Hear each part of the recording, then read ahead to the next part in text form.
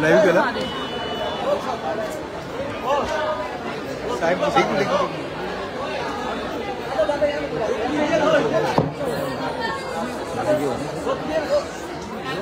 अतुल साहेब तुम्ही या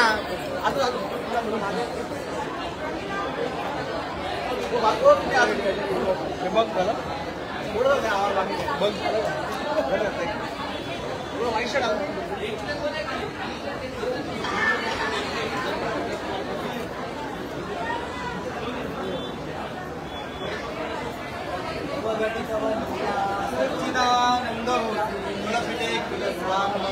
भेट दे माते तुझे ध्यान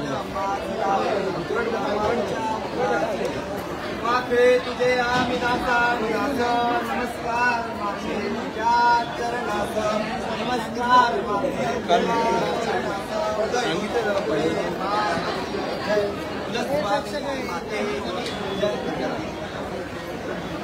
सर थोडं पुढे मागे घेऊन हो तिकडे ढकल लागता नाही तुझा कॅमेरा येतो तो आखा खांदा घेऊन बसलाय मध्ये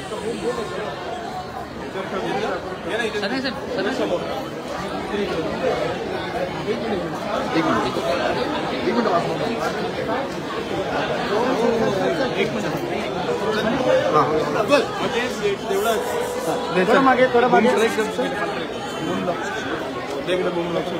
पुढे किती घेता आम्हाला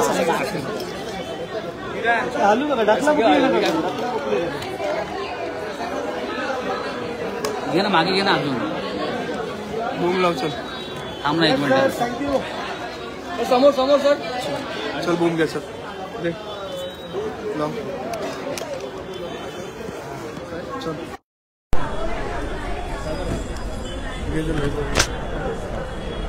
घे चल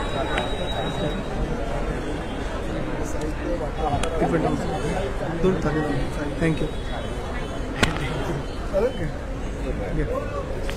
साहेब देवीचं दर्शन घेतलंय देवीकडे काय म्हणून येऊ का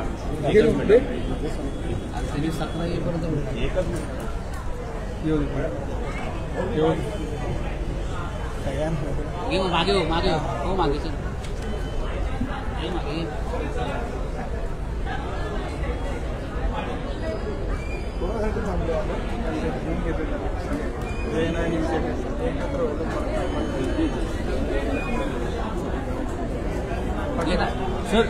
साहेब एक फोटो समोर समोर प्रेम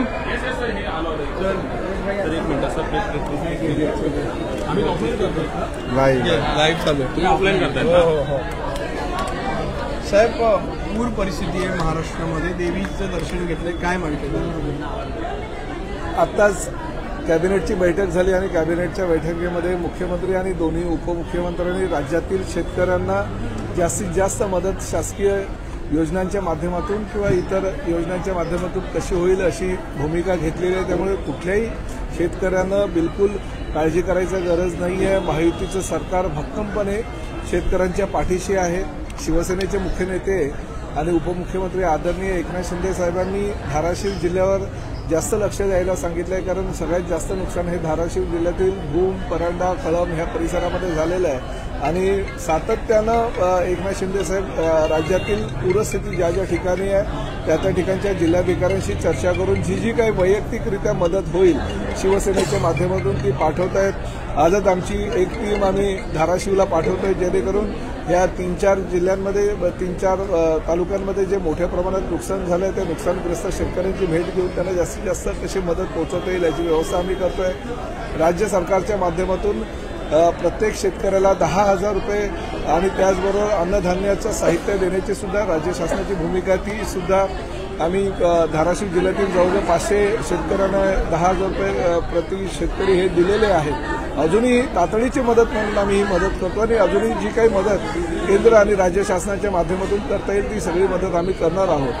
आणि आमचं हेच म्हणणं आहे पालकमंत्री ह्या नात्यानं की शेतकऱ्यांना बिलकुल काळजी करायची गरज नाही आहे. पूर्ण सरकार तुमच्या पाठीशी आहे आणि त्याचबरोबर एकनाथ शिंदे साहेब फार तातडीनं सगळ्या ज्या ज्या लोकांना गरज आहे त्या त्या लोकांना सगळी मदत करतायत.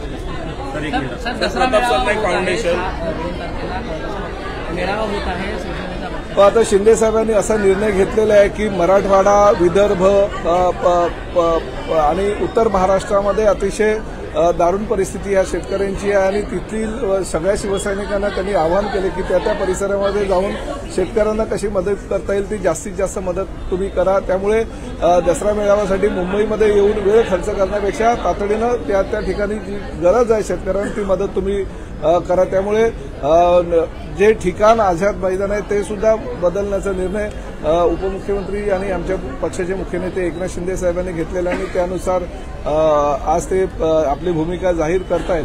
परंतु शेवटी आमच्या दृष्टिकोनातून जे हिंदुत्वाचे विचार आहेत, धर्मवीर आनंद दिघे साहेबांचे, शिवसेना प्रमुख आदरणीय बाळासाहेब ठाकरेंचे विचार आहेत ते एकनाथ शिंदे साहेबांच्या मुखातून ऐकण्यासाठी सगळे आमचे शिवसैनिक आतुर झालेले असतात आणि त्यामुळे दसरा मेळावा हा होणारच. फक्त आझाद मैदानाच्या ऐवजी अन्य ठिकाणी छोटेखानी कार्यक्रम का होईना पण आम्ही तो मेळावा करणार. परंतु आमचे हिंदुत्वाचे प्रखर विचार जे आहेत ते प्रखर विचार आम्ही ऐकण्यासाठी सगळेजण त्या ठिकाणी जाणार आहोत. सर, टीजर वॉर एकंदरीत या दसरा मेळाव्यात नाही बघा, टीजर वॉर ज्यांना करायचं त्यांना करू द्या. त्यांनी टीजर वॉर हिंदुत्वाचे विचार सोडलेले आहेत. ज्या दिवशी त्यांनी काँग्रेस आणि राष्ट्रवादीची वाट पकडली उभाट्याच्या लोकांनी तेव्हापासूनच त्यांनी हिंदुत्वाचे विचार सोडलेले आहेत. ते बाळासाहेबांचे विचार, दिघे साहेबांचे विचार काय पोहोचवणार, त्यामुळे त्यांनी त्या विषयावर काही बोलू नये. आणि शेवटी एकनाथ शिंदे साहेबांनी सर्वसामान्य शिवसैनिकाला आपलंसं केलेलं आहे. म्हणूनच विधानसभेच्या निवडणुकीमध्ये महायुतीच्या पार्ट्यात एवढं भक्कम पाठिंबा आम्हाला सर्वसामान्य मतदारांना दिलेला 237 आमदार ह्या विधानसभेमध्ये महायुतीचे निवडून आलेले आहेत. सर, ठाकरेंचा आवाज गुंजणार अशा प्रकारे हो, आज हल्ली महाराष्ट्रामध्ये फक्त शिंदेंचाच आवाज चालतो, दुसऱ्या अजून कोणाचा आवाज चालत नाही. त्यामुळे सर्वसामान्य शिवसैनिक हा एकनाथ शिंदे साहेबांवर प्रेम करणारा शिवसैनिक आहे आणि भविष्यामध्ये येणाऱ्या महापालिका, जिल्हा परिषदा आणि पंचायत समित्यांच्या निवडणुकांमध्ये, नगर परिषदेच्या निवडणुकीमध्ये आमची काय ताकद आहे हे आम्ही दाखवून देऊ. भले त्यांनी कुणीही एकत्र येऊ द्या, नाहीतर तुमचा घटस्फोट होऊ द्या. आमची जी ताकद आहे, आमची ताकद ही महाराष्ट्रातील जनतेला माहिती आहे आणि महाराष्ट्रातील जनता ही येणाऱ्या प्रत्येक निवडणुकीमध्ये आमची ताकद दाखवेल आणि प्रत्येक महापालिकांवर, जिल्हा परिषदेवर आणि नगर परिषदेवर शिवसेना आणि प्रामुख्याने महायुतीचा झेंडा फडकल्याशिवाय राहणार नाही. दुसरं महत्वाचं, ह्या धर्मवीर आनंद दिघे साहेबांच्या माध्यमातून टेमी नाक्यावर ह्या देवीची स्थापना करण्यात आलेली आहे आणि 48 वर्ष झालेली आहे. धर्मवीर दिघे साहेबांच्या नंतर एकनाथ शिंदे साहेबांनी अजूनही मोठ्या प्रमाणात हा उत्सव साजरा केलेला आहे आणि आनंदाची गोष्ट आहे की आम्ही गेल्या अनेक वर्षापासून ह्या टेमी नाक्यावर दर्शनासाठी येतोय. किंबहुना ह्या देवीचा जो मुकुट दिसतोय त्या मुकुटाच्या वेळेस आमच्या ह्या टेमी नाका परिसरातील सगळे काही व्यापाऱ्यांनी एकत्रितपणे दिघे साहेबांना सांगितलं होतं की आमच्या माध्यमातून आम्हाला तो मुकुट बसवायचा आणि त्यामध्ये प्रताप सरनाईकचं पण योगदान थोडंफार आहे. कारण त्या मुकुटासाठी आम्ही ज्यावेळेस ते सोनं वगैरे जमा केलं होतं त्यावेळेस आम्ही सुद्धा सगळ्यांनी मिळून त्यामध्ये योगदान दिलं होतं. त्यामुळे ह्या देवीचा आशीर्वाद सातत्यानं प्रताप सरनाईक आणि त्यांच्या परिवारावर आहेच. आणि दुसरं तर काय, आजपर्यंत मी आमदार म्हणून ह्या ठिकाणी दर्शनाला येत होते. देवीला काही मागितलं नव्हतं, परंतु देवीला न मागता एकनाथ शिंदे साहेबांनी मला ह्या राज्याचं सर्वोच्च पद जे परिवहन मंत्री आहे ते दिलेलं आहे. त्यामुळे न मागता देवीनं प्रताप सरनाईकला एवढं काही भरपूर शिंदे साहेबांच्या माध्यमातून दिलेलं आहे. त्यामुळे आता मागण्यासारखं काहीच नाही आहे. स्वतःसाठी किंवा स्वतःच्या कुटुंबियासाठी काही मागायचं नाही. फक्त या राज्यातील गोरगरीब शेतकऱ्यांना लवकर या संकटातून बाहेर काढ एवढंच मागणं देवीला केलेलं आहे. तर कॅबिनेट बैठक झालेली आहे आणि कॅबिनेट बैठकीमध्ये मराठवाड्यात खूप मोठ्या प्रमाणात ओला दुष्काळ जो आहे तो पडलेला आहे. धाराशिव जिल्ह्याचे आपण पालकमंत्री आहात, काय नेमके ठोस निर्णय या कॅबिनेटमध्ये? हे निर्णय अतिशय चांगले घेतलेले आहेत. तेच मी पहिल्यापासून तुम्हाला सांगतोय की शेतकऱ्यांनी काळजी करायची किंवा घाबरायची गरज नाही. पूर परिस्थितीशी सामना शेतकरी करतायत आणि शिवसैनिक सुद्धा त्यांच्या जोडीला खांद्याला खांदा लावून मेहनत करतोय. शिंदे साहेबांनी सर्व आमच्या पक्षाच्या कार्यकर्त्यांना आणि समस्त शिवसैनिकांना, पदाधिकाऱ्यांना सूचना केलेली आहे की तुम्ही मुंबईमध्ये दसरा मेळाव्याला येण्याच्या ऐवजी त्या म्हणजे विदर्भ असू द्या, मराठवाडा असू द्या किंवा उत्तर महाराष्ट्र असू द्या, त्या ठिकाणी तुम्ही थांबा. शेतकऱ्यांना जेवढी होईल तेवढी मदत करा. एकनाथ शिंदे साहेबांच्या माध्यमातून जे खाद्यपदार्थ आहे किंवा अन्नधान्य आहे किंवा इतर जे साहित्य आहे, ते गृहोपयोगी वस्तू आहेत, त्या वस्तू देण्याची मोहीम आमच्या शिवसैनिकांनी प्रत्येक जिल्ह्यामध्ये ठेवली आहे आणि एकनाथ शिंदे साहेब सर्वतोपरी सहकार्य सर्व शेतकऱ्यांना करतात. सर शॉर्ट में हिंदी में सर, हिंदी में जाने जाएंगे देखिए, थाने की जो हमारी टेमी नाका की देवी है, उनके पास जो मांगा जाता है वो मिलता है, ये इतिहास है। धर्मवीर आनंद डीके साहब ने 48 साल पहले ये स्थापना की थी और उसके बाद में हमारे एकनाथ शिंदे साहब जो हमारे पार्टी के प्रमुख है, उनके माध्यम से ये देवी की महिमा सभी जगह पे पहुंचती जा रही है। अब तक प्रताप सरनाईक विधायक के तौर पे यहाँ पे आता था, मगर आज देवी के आशीर्वाद से और एकनाथ शिंदे साहब के माध्यम से मैं इस राज्य का परिवहन मंत्री हो गया। तो ये सब देवी की माया है, देवी का आशीर्वाद है, इसलिए सब हो गया। आज भी देवी को मैंने ऐसा ही मांगा कि प्रताप सरनाईक और उसके परिवार के लिए कुछ नहीं चाहिए, मगर जो भी हमारे किसान हैं, जो बहुत ही हालत गंभीर उनकी है ये अतिवृष्टि से, तो उनको जल्दी से जल्दी वहाँ से राहत मिले, शासन के माध्यम से ज़्यादा से ज़्यादा उनको मदद मिले।